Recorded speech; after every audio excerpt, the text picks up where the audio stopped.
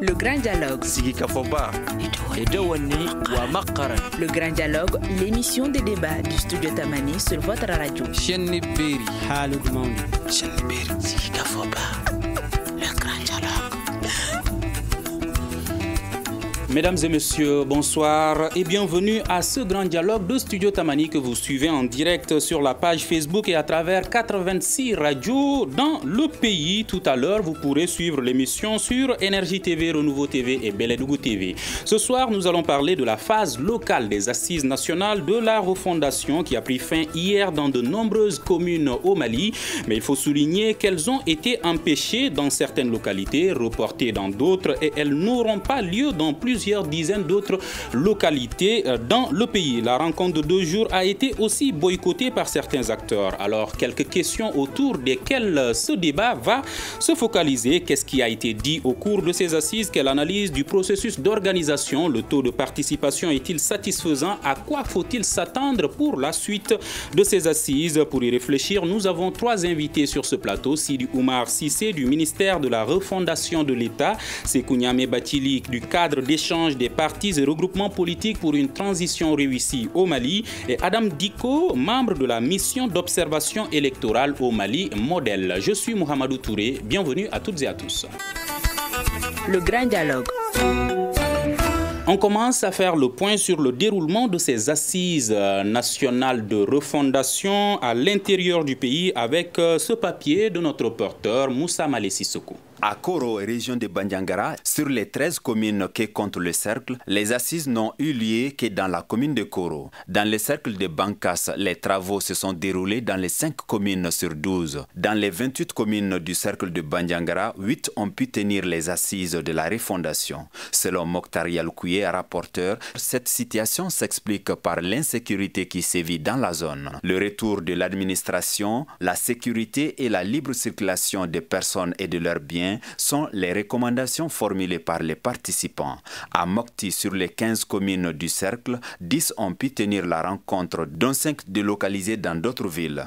À Baflabé, plus d'une centaine de personnes étaient annoncées dans la commune de Maïna. Seulement une cinquantaine ont pris part aux travaux selon les autorités. Beaucoup ont aussi abandonné au 2e jour faute de perdium. À 100, les travaux se sont déroulés dans les 25 communes du cercle. Selon le gouverneur, le colonel Ousmane Sangaré, toutes les composantes de la région ont contribué à la réussite des assises sans aucun incident. Même constat au niveau des Cailles, la rencontre s'est tenue dans les 28 communes du cercle. Rappelons que les assises nationales de la refondation sont prévues du 15 au 16 décembre prochain au niveau des cercles. Sidi Oumar Cissé, vous êtes du ministère de la Refondation de l'État. Aujourd'hui, concernant la tenue de ces assises au niveau national, quel bilan faites-vous de cette phase communale? Merci beaucoup. C'est un bilan satisfaisant. Le bilan, il est bon parce que sur 745 communes indiquées, c'est-à-dire que le ministère, à travers le ministère de l'administration territoriale, il a été demandé à l'ensemble, n'est-ce pas, des représentants de l'administration territoriale au niveau de l'intérieur de faire un état de lieu par rapport aux endroits où peuvent se tenir les assises nationales de la refondation. Et sur partant de cette cartographie, il a été indiqué 745 communes. Et sur ces 745 communes, à la date d'hier, il y a eu 649 communes dans lesquelles les assises nationales de la refondation ont eu lieu. Alors, soit un taux de 87%. Alors, il y a d'autres régions, telles que je vais citer la région de Gao, qui a débuté ses assises aujourd'hui, compte tenu des difficultés d'ordre logistique, mais aussi des conditions pour permettre, n'est-ce pas, aux facilitateurs des cercles d'Ansongo, de Bourem, de pouvoir rejoindre leurs cercles afin de pouvoir harmoniser la tenue des assises sur l'ensemble de la région de Gao. Voilà, nous pensons que le bilan il est satisfaisant du moment où les 630 communes combinées donnent un taux de 97%, quand bien même que les autres sont en cours, évidemment, par rapport aux 745 communes indiquées à travers le ministère de l'administration territoriale dans lesquelles les assises doivent se tenir. Ça, ce sont des chiffres liés aux localités dans lesquelles ces assises ont eu lieu. Mais par rapport au taux de participation, est-ce que ce bilan aussi est satisfaisant? Mais il est satisfaisant du moment où dans toutes les communes où les assises sont tenues, même ceux-là, au nom desquels certains se sont prononcés au niveau de la capitale, ont pu participer aux assises. Parce que tout simplement, les assises ont une dimension capitale et d'importance nationale. Cela, vous parlez des hommes politiques? Oui, des hommes politiques. Nous avons constaté presque dans toutes les communes où il y a eu les assises nationales de la refondation, les forces vives ont massivement participé. Participé parce qu'au jour d'aujourd'hui, la situation à laquelle notre pays fait face, c'est une situation de subsistance. Ces populations ne sont pas dans une dynamique politique ou bien dans une dynamique quelconque. Il s'agit là d'aller tracer le chemin de l'existence même de la nation malienne. Parce que c'est cette existence qui est touchée dans sa chair. Donc, pour ces populations, il est important et d'une impérieuse nécessité de pouvoir participer à ces assises pour dire ce qu'ils pensent pour le Mali nouveau. Le Mali avec une gouvernance vertueuse permettant le retour de l'administration sur l'ensemble du territoire national. Mais aussi permettant à nos forces de sécurité et de défense des pistes de solutions, des propositions concrètes, un schéma, une nouvelle comme on appelle, architecture de notre pays.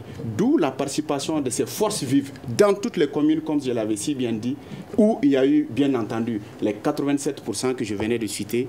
Ces forces-là ont participé pour naturellement donner leur point de vue pour notre Mali nouveau, bien entendu. Adam Dicko, dans le cadre de votre mission d'observation, est-ce que vous partagez ce même avis par rapport à ce bilan satisfaisant que dresse M. Cissé?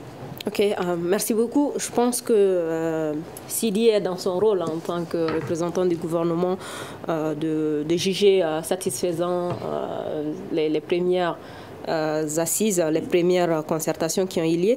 Alors nous, à notre niveau, effectivement, il y a eu quand même, ce qu'on peut dire, c'est que les assises se sont tenues dans la majorité des communes du Mali et que le niveau de participation était volontaire. Ça, c'est quelque chose à saluer parce qu'on n'a pas refusé les gens pour dire qu'ils ne peuvent pas participer parce qu'ils n'étaient pas invités ou leur nom n'était pas sur la liste. Donc, toutes les personnes qui se présentaient au niveau des assises, au niveau des salles, étaient quand même acceptées et ont participé au débat. Mais par contre, nous avons surtout noté une faible participation des femmes et des jeunes au niveau des assises. Nous avons aussi noté un peu l'information qui est arrivée aux participants très tardivement par rapport au lieu où doivent se tenir les assises. Jusqu'à la veille, jusqu'au vendredi soir, certains ne savaient pas si c'était à la préfecture, si c'était à la mairie, si c'était où que les assises devraient avoir lieu. Et aussi dans certaines zones, notamment à Mopti, il y a eu quand même des cas de délocalisation compte tenu de la situation sécuritaire. Donc ceci aussi a fait que certains sont partis sur les lieux d'assises, mais ils ont trouvé que non, c'était délocalisé. Et ça, il y a certains qui ne sont pas partis au nouveau lieu parce que la distance était quand même éloignée. Donc ça, c'est des petits aspects qui sont intervenus. Mais quand même, aujourd'hui, on peut noter que les assises se sont tenues au niveau des communes, dans la majorité des communes, excepté certaines communes de Mopti, compte tenu de la situation sécuritaire, Kidal, compte tenu de la situation, on peut dire, sociopolitique, et aussi à Menaka. Menaka, je crois que ça a été reporté et nos observateurs sont déployés pour poursuivre l'observation des assises qui vont avoir lieu. Dans certaines localités à Gao encore, les assises vont commencer demain. Aujourd'hui, plutôt, on commençait aujourd'hui, donc tout ça, c'était compte tenu de la situation sécuritaire qui était mentionnée. Donc oui, les assises se sont tenues dans la majeure partie des localités. Il y avait quand même une participation beaucoup plus accrue des hommes que des femmes, comme je l'ai mentionné.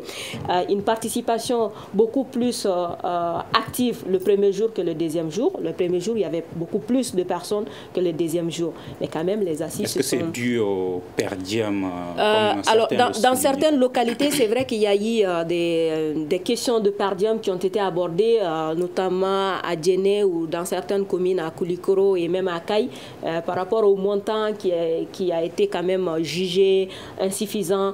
Mais ces discussions sont venues après. C'est-à-dire que ce n'est pas des discussions qui ont eu lieu le matin ou que certaines personnes ont décidé de quitter la salle à cause du per diem. Donc non, ça, ce n'est pas... ça, c'est des discussions qui ont eu lieu après quand l'information a été donnée, voilà, mais ce n'est pas que les gens ont quitté la salle à cause du per diem. Mais le per diem est surtout revenu aussi dans certaines localités, le fait que les assises ont été délocalisées. Donc certaines personnes de la localité ont jugé nécessaire qu'elles aussi doivent percevoir le per diem, vu que l'événement a été délocalisé de leur localité. D'accord. Sekou Niamé Bathily, vous, votre cadre d'échange des partis et regroupements politiques pour une transition réussie au Mali a décidé de boycotter ces assises nationales de la refondation. Quelle analyse faites-vous du déroulement, si vous avez observé les faits sur le terrain? Oui, nous avons aussi nos représentants sur l'étendue du territoire. Nous avons été au contact avec ces derniers, parce que le mot d'ordre a été connu. Mais bien avant, je voudrais bien présenter mes condoléances à la presse malienne et internationale par rapport à la disparition de Makankone, votre confrère. Merci que son âme repose en paix. Merci. Après, je me réjouis quand même en écoutant M. Cissé, qui a en tout cas dressé un bilan satisfaisant avec des chiffres, ce qui nous réconforte, nous, dans notre position. Parce que le cadre d'échange a été créé, l'objectif principal, c'est le respect du délai de la transition. Donc en écoutant les autorités elles-mêmes dire que sur l'étendue du territoire, il y a des chiffres, moi-même j'ai été étonné d'entendre que 745 communes ou 47 communes où les assises pourraient bien se tenir et que dans 640 autres communes, les assises se sont passées. Ça, c'était un bilan quand même satisfaisant. Je me réjouis de cela. Et nous allons prendre acte aussi. Maintenant, par rapport au taux de participation, essayons de voir un peu le contenu des termes de référence. Dans les termes de référence, on ne calcule pas les taux de participation en fonction des communes, mais en fonction du nombre de participants. Qu'est-ce que les termes de référence disent? Il faut, au niveau communal, chaque commune doit mobiliser 100 participants pour les assises. Mais essayons de faire les calculs à ce niveau. On trouvera que dans beaucoup de communes, il n'y avait pas 100 participants. Il y avait quelques personnes, bien sûr, mais ça ne valait pas 100 participants dans beaucoup de communes. Ça, je peux le certifier. Et moi, je me réjouis et je salue aussi tous les partis regroupements membres du cadre qui ont observé les mots d'ordre. Nous, on a fait des vérifications sur le terrain. Et c'est vrai, moi, je reconnais que dans toute organisation, même dans la famille, souvent, il y a quelques-uns qui vont s'égarer, c'est normal. Et vu aussi que dans ces assises-là, on a essayé de donner une connotation pécuniaire, financière. Vous-même, vous parlez de per diem, donc ça mobilise aussi certains à partir. Là, on peut comprendre. Mais dans l'ensemble, au niveau du cadre d'échange, nous pouvons quand même constater que le mot d'ordre a été observé. Et maintenant, ces assises-là, il faut aussi voir dans le fond, qu'est-ce qui a été discuté dans le fond. C'est ça le problème. Dans le fond, on a 13 thématiques. Comment est-ce qu'en 2 jours, on peut mobiliser 100 personnes et leur demander de discuter de 13 thématiques? On va parler du fond et des thématiques discutées et des recommandations tout à l'heure. Mais est-ce que vous pouvez rappeler aux auditeurs et téléspectateurs de Studio Tamani les raisons pour lesquelles le cadre d'échange a décidé de boycotter ces assises? C'est pourquoi je voudrais bien rentrer un peu dans le fond, parce que je sais très bien, nous avons été reçus par le président de la transition. Et parmi nos doléances, on a bien dit de dissocier les délais de la transition à l'organisation de ces assises-là. Parce qu'au tout début, il nous a été signifié que lors des assises, on va faire la synthèse des différents forats, etc., des dialogues et autres. Et il n'y a jamais été question du délai de la transition. Donc nous avons demandé ça, mais ça a été voté en tous. Et nous avons vu que lors de ces assises, l'objectif principal, c'est quoi? Il faut essayer de suivre un peu la communication gouvernementale. Les conseillers du Premier ministre, leur communication est axée sur ceux qui ont proposé lors de ces assises-là que la transition soit prorogée. Et toute la communication est axée sur ça. Donc ça prouve, ça montre à suffisance que les inquiétudes du cadre d'échange ont été, c'est-à-dire sur le terrain, manifestées en actes concrets. Et c'est ce que les participants ont discuté. En aucune manière, ces participants ne peuvent en 2 jours discuter de 13 thématiques. Donc l'objectif est connu, c'est de réunir les gens, peut-être de leur promettre et de leur donner aussi des per diem, mais le document final est déjà dans les tiroirs. Vous êtes en train de dire que les conclusions finales de ces assises nationales sur la refondation sont déjà prêtes, que c'est juste une forme pour rencontrer les gens. Monsieur Touré, c'est une forme. Moi, j'ai fait un exercice hier. J'ai appelé quelques participants qui sont de la société civile, qui m'ont fait remonter les discussions autour de certaines communes, dans certaines communes. Et ce qui a été dit, on sait. Et parmi les participants, les agents techniques de l'État au niveau local sont beaucoup mobilisés. Parmi les participants, c'est eux qui tiennent le discours, c'est eux qui sont des rapporteurs. Donc ils sont au service de l'administration. Et nous savons ce qui va en sortir. On donne la parole à M. Cissé par rapport au processus d'organisation, à la stratégie utilisée pour pouvoir donner des réponses concernant ce que M. Bathily vient de dire tout de suite. Non, les termes de référence ont été validés par la table ronde tenue en septembre passé, par à peu près plus de 800 personnes, dont 600 étaient prévues initialement, mais vu la motivation, c'est 800 personnes qui ont participé pour naturellement valider ces termes de référence-là. De quoi s'agit-il en réalité? Dans ces termes de référence, contrairement à beaucoup de forats qui ont été passés dans le temps, cette fois-ci, c'est les participants eux-mêmes qui ont désigné les rapporteurs dans la salle devant tout le monde. C'est les participants qui ont choisi les présidents, ceux-là qui doivent présider la séance. Les deux rapporteurs ont été choisis par les participants et les présidents, il en était de même. La majorité des participants étaient des représentants de l'État, de membres de la société civile? C'est clair dans les termes de référence. Les hommes et les femmes, les forces vives qui devraient participer à ces assises nationales. Ça a été très clair pour quiconque a bien lu ces termes de référence. Je veux dire, les 800 personnes qui ont participé à la rencontre pour valider les termes de référence. Je parle de la table ronde. Oui, est-ce que ces personnes-là... C'est l'ensemble des forces vives de notre pays qui ont participé, qui ont été invités, tous les partis politiques. Donc la société civile, la société civile, les organisations, les légitimités traditionnelles, c'est eux qui ont validé les termes de référence des assises nationales. Et c'est eux qui ont défini qui et qui devrait participer à ces assises-là. Parce que ces assises, c'est une réponse à cette mauvaise gouvernance dont notre pays a hérité suite à la responsabilité de certains hommes. Aujourd'hui, force est de constater, si oui, il y a des hommes et des femmes qui sont réfractaires par rapport à sa tenue. Moi, personnellement, cela ne regarde que ma personne et non les départements. Mais il expliquait les raisons qui concerneraient, selon lui, le fait que ces conclusions sont déjà dans les tuyaux. Ces conclusions, je suis très ravi qu'il lui-même parlait de jamais de délai de transition n'a été mentionné dans les termes de référence à travers les 13 thématiques qui ont été proposées. Il n'y a pas une seule thématique qui parle de prorogation ou de délai de transition. Ça n'existe pas. Et pourtant, les termes de référence aussi parlent du fait que tous les participants sont libres de manière la méthodologie proposée en dehors des termes de référence. Si vous constatez des points qui ne sont pas mentionnés, vous êtes libre de dire ce que vous voulez. Aujourd'hui... Mais est-ce que ces 13 thématiques parlent des élections? Ces 13 thématiques, naturellement. Mais est-ce que la durée de la transition ne dépend pas de la tenue également de ces élections? La durée de la transition, la tenue des élections, je pense que cela est clair au niveau, comme on appelle, de la charte. C'est très clair. Mais donc en parlant des élections, notamment des dates, on parle forcément de la durée de la transition. Non, je dis, moi je me limite aux 13 thématiques. Les 13 thématiques qui sont au niveau, comme on appelle, des termes de référence, ne parlent pas de cette durée de transition.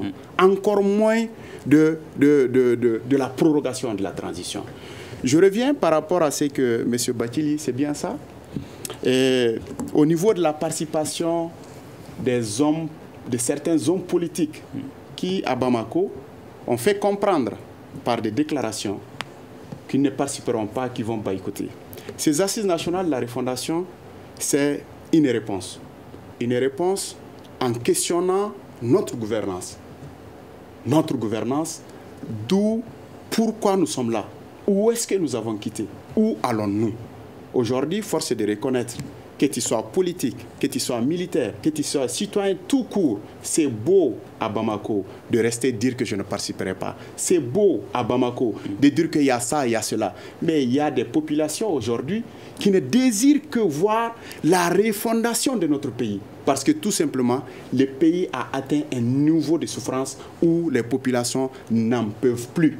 Il s'agit là... Une question avant de donner la parole à Adam Diko. Aujourd'hui, une question juste. Si les participants de ces assises nationales de la refondation demandent que les élections ne se tiennent pas aux dates indiquées, c'est-à-dire en février 2022, et qu'elles se tiennent au-delà de cette date, est-ce que, bien évidemment, la transition, la durée va être rallongée ou pas? Mais vous avez... On dit les assises nationales de la refondation auront un caractère exécutoire. Cela sous-entend que ce qui va sortir en termes de conclusion de ces assises-là sera imposé sur tout le monde, à commencer par les autorités. Du moment où, à la sortie, naturellement après les assises nationales, il y aura un comité indépendant de suivi. Un comité indépendant et neutre pour suivre. On reviendra pour plus de détails. Adam Diko, en parlant des élections au cours de ces assises nationales de la refondation, est-ce qu'on ne parle pas obligatoirement également de la durée de la transition? Ok, mais peut-être bien avant de répondre à cette question, je voudrais juste signaler que nous, au niveau de Modèle Mali, on a déployé 75 observateurs donc, qui ont observé sur toute l'étendue du territoire, mais on n'a pas observé toutes les communes. Donc, on a observé dans les communes où nous sommes. Et pour ça, je voudrais juste revenir par rapport à quelques points, notamment pour les 2 jours. Le délai, il faut reconnaître que les 2 jours ont été quand même jugés insuffisants dans beaucoup de communes. D'ailleurs, il y a des communes qui ont continué les travaux aujourd'hui. Donc ça aussi, ça démontre un peu l'enthousiasme qu'il y avait autour de ça.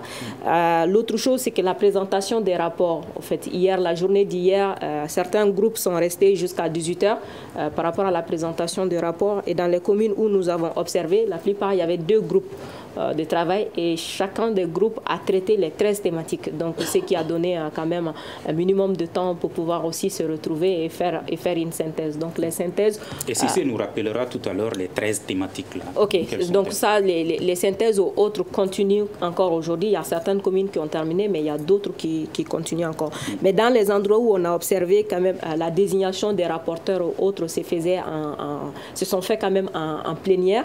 Et très généralement, c'est des jeunes qui étaient quand même mises en valeur. On disait, comme vous êtes jeune, vous avez plus l'habitude. Mais encore une fois, je rappelle que nous n'avons que 75 observateurs sur le terrain.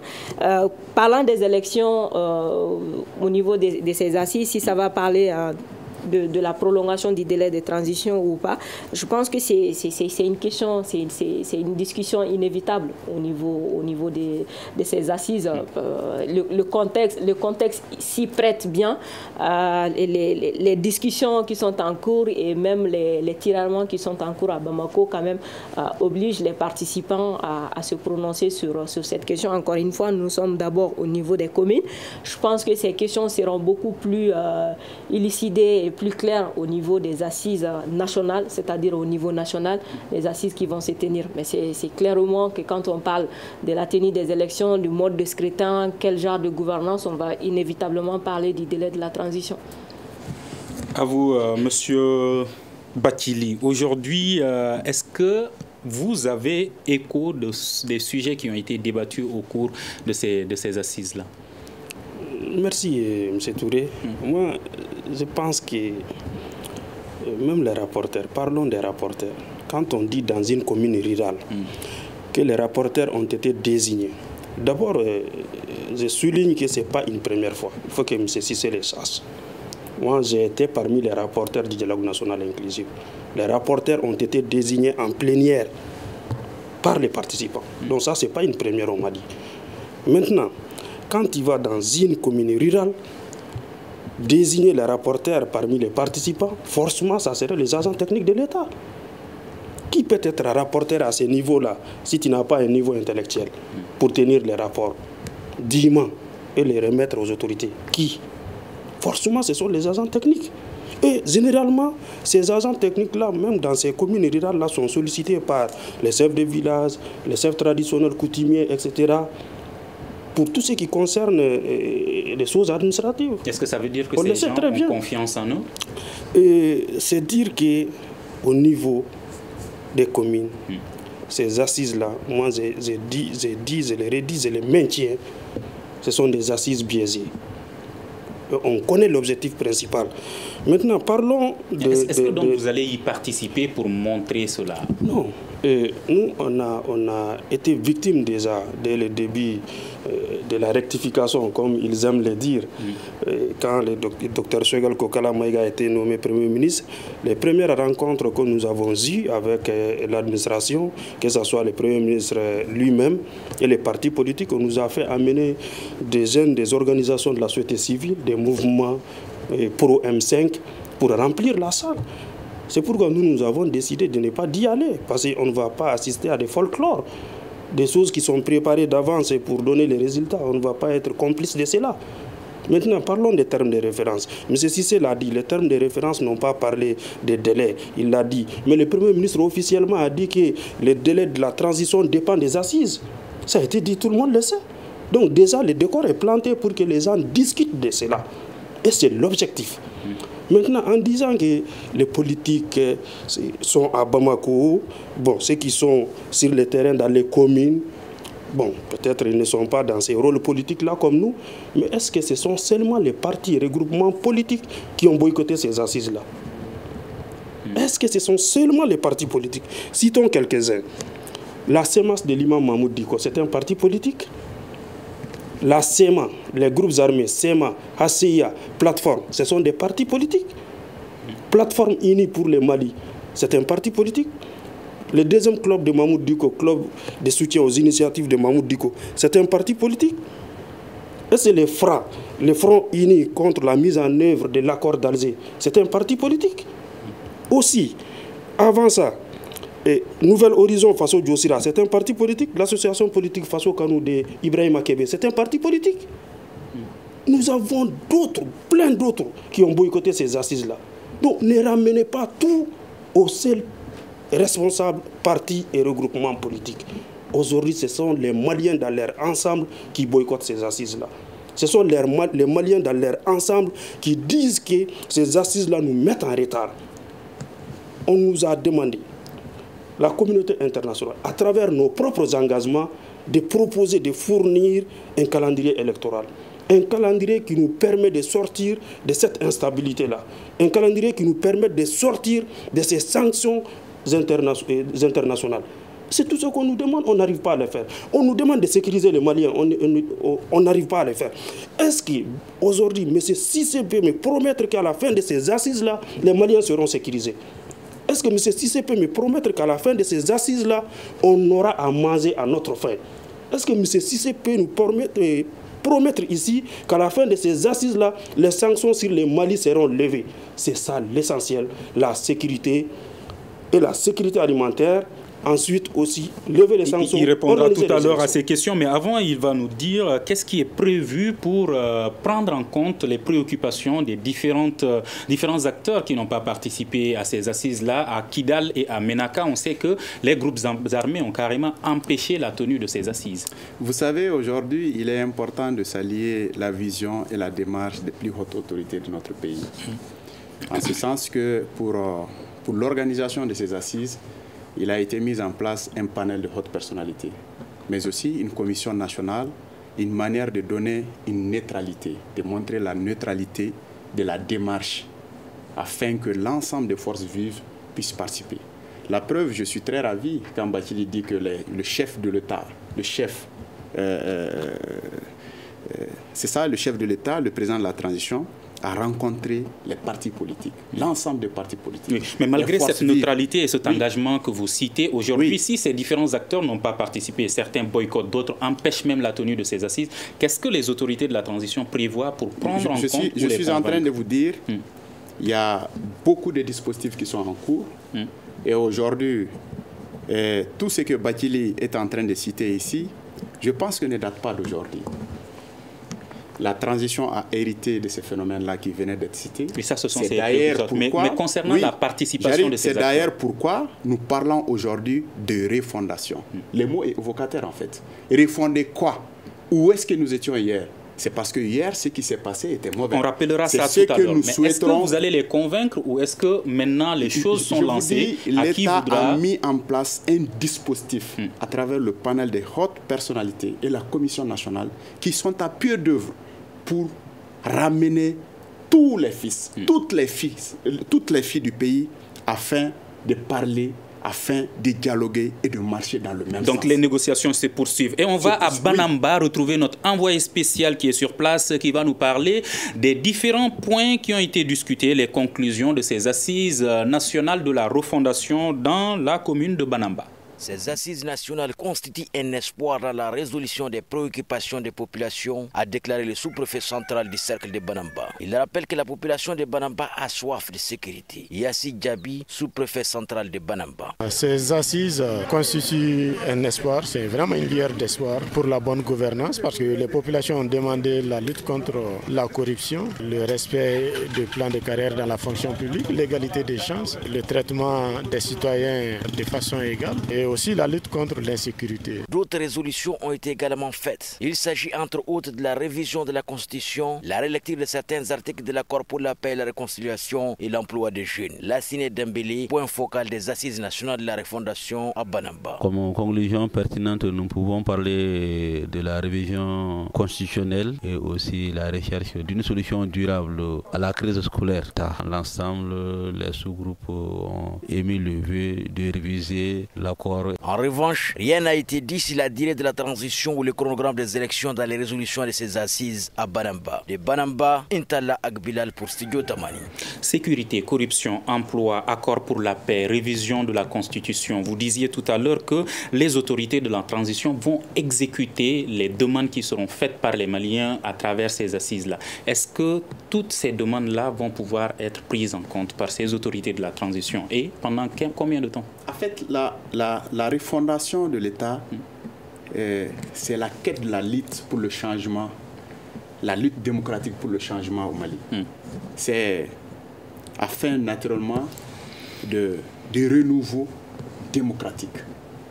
Aujourd'hui, cette refondation désigne un processus, comme je l'avais si bien dit à un moment donné, un processus participatif et inclusif dans le cadre notamment de la reconstruction de notre système politique et institutionnel à travers 3 objectifs.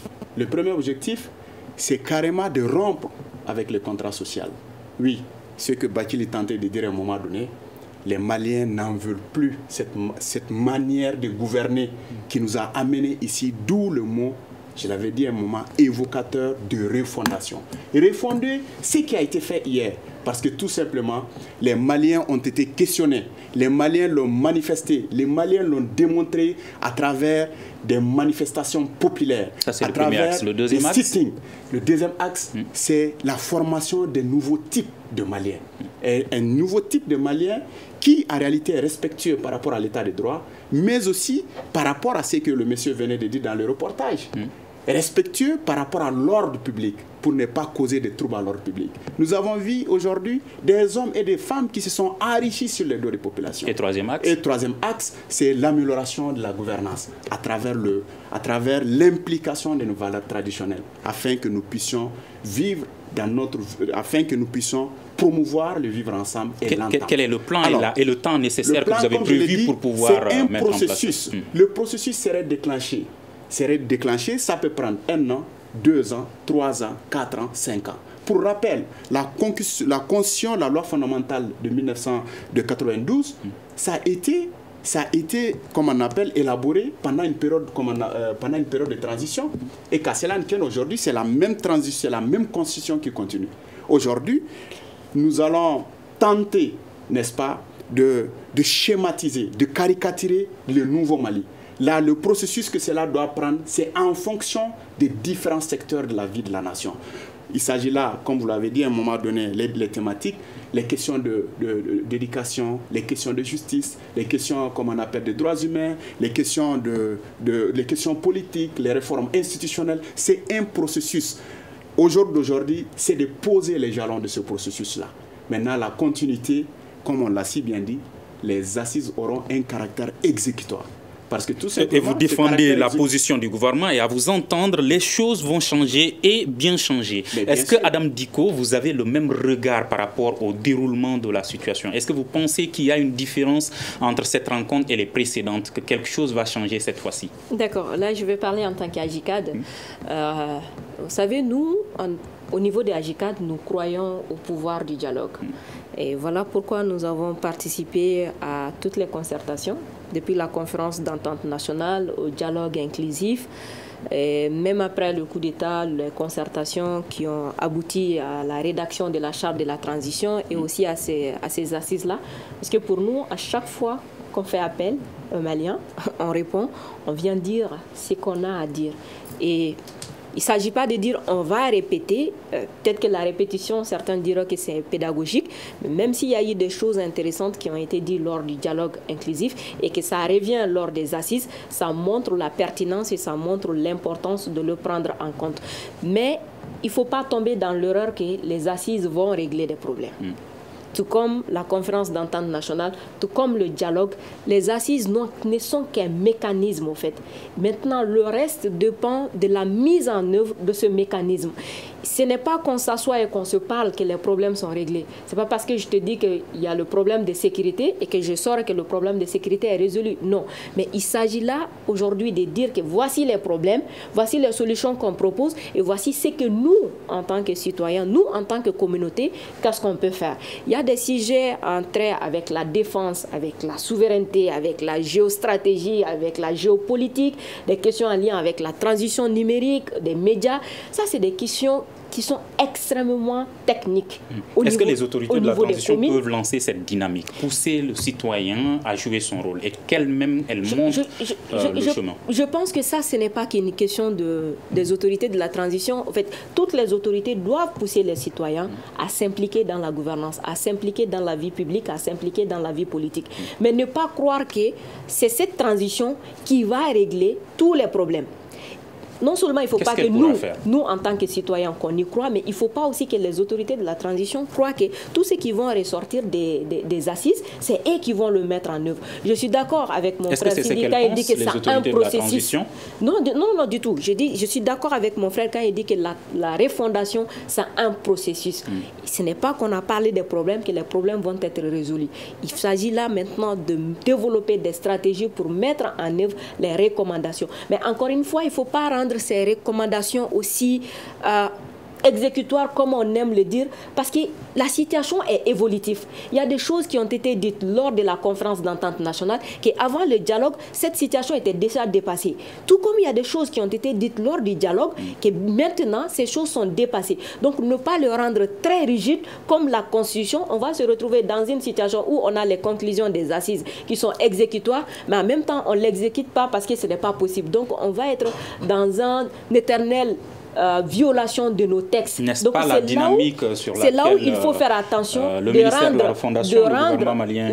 Je dis, voilà pourquoi il faut faire attention et de rendre les conclusions du dialogue, disons les conclusions des assises évolutives par rapport au contexte sécuritaire, par rapport au contexte politique et par rapport à d'autres situations qui peuvent arriver. Je disais que c'est ce que Cissé disait, que ces conclusions vont être exécutoires. Alors, est-ce que ça veut dire que les autorités de la transition ne sont pas sur la bonne lancée?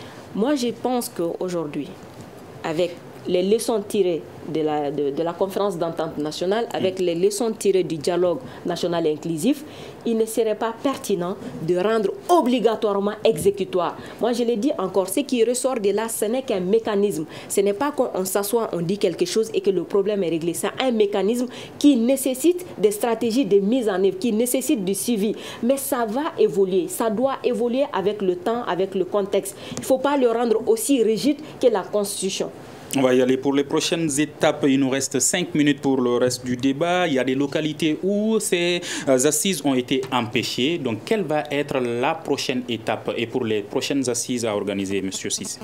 Il y aura le niveau local. Oui, mais d'ici là, est-ce que les localités, notamment à Kidal, à Menaka, où les assises ont été empêchées, il y aura des assises? Je vous dis, il y a un panel de hautes personnalités qui a été mis en place pour traiter ces questions-là. Et ce panel, ce qui est sûr, dans les jours à venir, dans ces jours-là, vont communiquer autour, comme on appelle, du bilan de ces 2 jours. Donc, c'est que sûr, vous aurez d'emblée l'information à partir du panel. Donc, voilà. Après ces étapes, il y aura naturellement l'étape... Ce qui veut dire qu'à ce stade, on ne sait pas d'abord ce qui va se passer. À ce stade, il y a des choses qui sont en cours. Chez nous, quand des choses sont en cours, on n'en parle surtout, pas. Je suis pas autorisé à me prononcer, surtout que des hommes et des femmes ont été commis pour cela. D'accord. Voilà. Donc il y a le niveau local qui démarre le 15 et le 16. Voilà. Il y a le niveau de la diaspora. Parce que voilà, là où il y a une forte concentration de Maliens, là aussi, ils seront questionnés sur le type de gouvernance que nous souhaiterons dans les jours à venir. Après cela, il y aura le niveau région qui va coïncider avec le niveau, en même temps de manière simultanée avec le niveau du district de Bamako, le 22 et le 23. Et là, la phase nationale, ça va prendre 4 jours, autrement dit le 27, 28, 29 et 30. Voilà. Là, tous les Maliens, les différents délégués, comme je l'avais si bien dit, je reviens, c'est les délégués, les participants qui choisiront leurs délégués. Ce n'est pas l'État qui communique qui doit venir parler au nom de la région.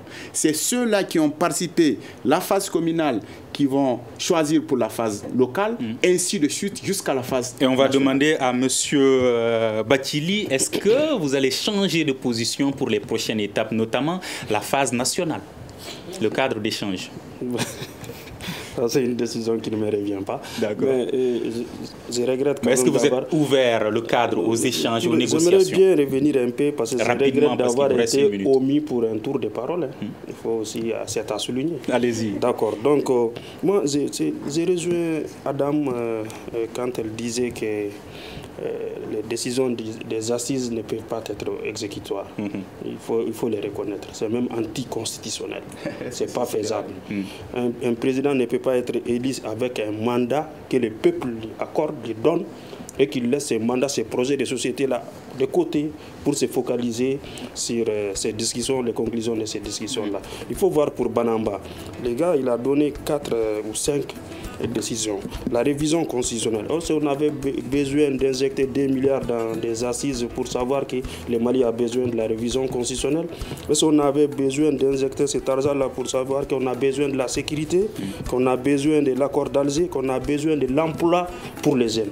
On n'en avait pas besoin. C'est pourquoi nous avons dit qu'on pouvait se passer de ces assises-là et se focaliser sur l'essentiel. Maintenant qu'elles se tiennent, est-ce que votre position, vous êtes ouvert aux négociations pour peut-être changer? Le cadre a été créé pour accompagner la transition, soutenir la transition. Et nous sommes pour la réussite de la transition.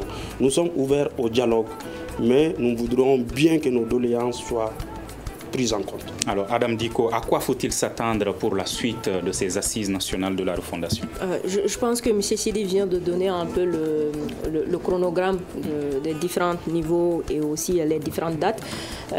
C'est qu'il faudra... Mais concernant les acteurs qui boycottent, est-ce que vous pensez qu'ils pourraient changer d'avis? Ce qu'il faudra, je pense que les autorités de la transition doivent multiplier les missions de dialogue, de concertation avec ces groupements pour qu'ils puissent participer. Encore une fois, je le dis, moi je crois au pouvoir du dialogue. Je pense que ces personnes-là et ces groupements-là peuvent rejoindre le train et ensemble discuter. Et encore une fois, il ne s'agit pas de dire que tout le monde est d'accord, mais il faudra déjà commencer à parler, à se discuter, à dire qu'on est d'accord, qu'on n'est pas d'accord, mais on va se dire les vérités, on va se parler et on va sortir de là des conclusions qui vont aider le Mali, qui vont aider les Maliens à aller vers ce renouveau tant souhaité, tant prononcé et tant attendu par les Maliens.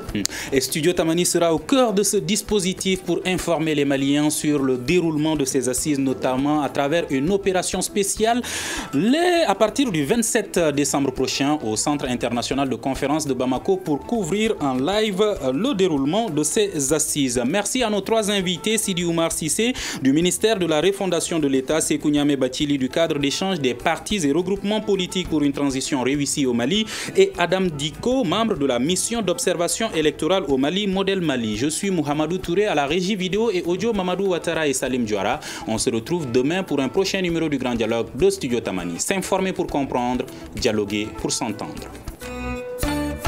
Le Grand Dialogue. Le Grand Dialogue, l'émission des débats du Studio Tamani sur votre radio.